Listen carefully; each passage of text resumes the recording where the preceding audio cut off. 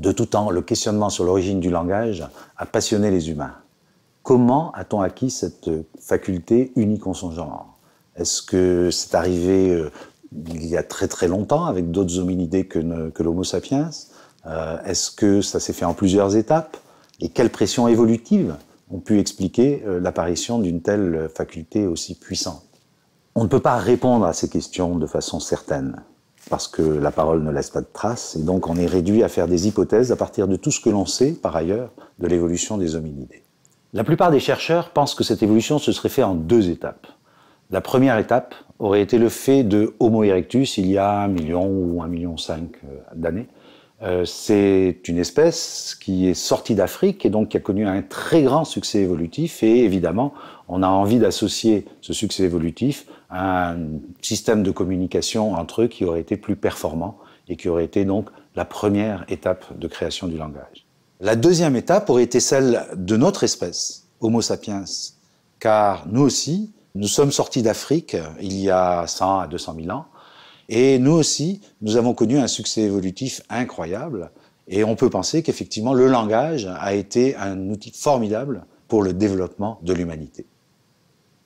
Pour prendre une hypothèse qui a eu beaucoup de succès, le linguiste Derek Bickerton, spécialiste du créole, a proposé que le Homo erectus ait eu ce qu'il appelle un proto-langage, c'est-à-dire un langage dans lequel il y avait déjà un vocabulaire, mais pas de grammaire, pas de syntaxe, que du lexique.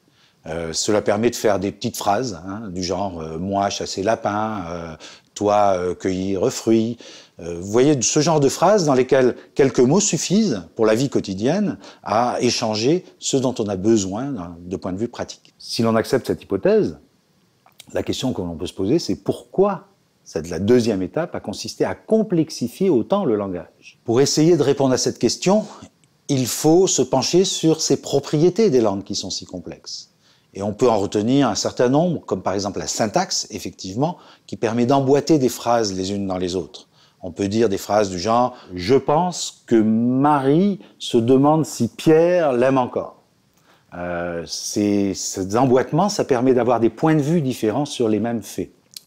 Il faut penser aussi à la temporalité, les marques temporelles dans la langue qui nous permettent de faire évoluer dans le temps des événements, de les faire se dérouler devant nous, de les évoquer les uns par rapport aux autres. Et ça aussi, c'est une propriété très complexe que toutes nos langues possèdent. Enfin, il y a les modalités, savoir dire, par exemple, que l'on aimerait que quelque chose se fasse, que quelque chose pourrait se faire, que quelque chose devrait se faire. Toutes ces modalités qui donnent des tas de nuances au langage. Pourquoi on a eu besoin de cet attirail? C'est la question que l'on peut se poser. Les fonctions habituelles de la vie quotidienne, comme on l'a vu, le proto-langage suffisait. Alors, il faut chercher des fonctions un peu plus complexes, comme la fonction argumentative ou la fonction narrative. La fonction argumentative, c'est ce qui nous permet de faire des raisonnements. Et un spécialiste de l'intelligence artificielle, Jean-Louis Dessal, a proposé que ce soit la cause de la création de ces nouveaux outils. Pourquoi? Eh bien, Jean-Louis Dessal pense qu'on a eu besoin de montrer notre intelligence pour devenir les leaders de la tribu, alors que jusqu'à présent, c'était plutôt la force physique qui permettait d'être leader. Et si l'on veut montrer son intelligence, eh bien, il faut montrer que l'on sait raisonner sur les faits de la vie quotidienne, par exemple. L'autre hypothèse, c'est la fonction narrative. Elle est défendue, par exemple, par le linguiste Mark Turner, linguiste américain.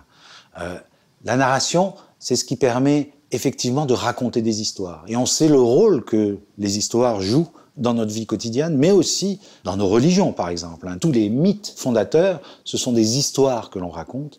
Et effectivement, on peut penser que raconter ces histoires, ça a joué un rôle essentiel dans la régulation de ces sociétés humaines qui devenaient de plus en plus complexes. On avait besoin d'établir des règles, et raconter des histoires, c'est une bonne façon, en tout cas c'est comme cela que les mythes le font, de poser des interdits.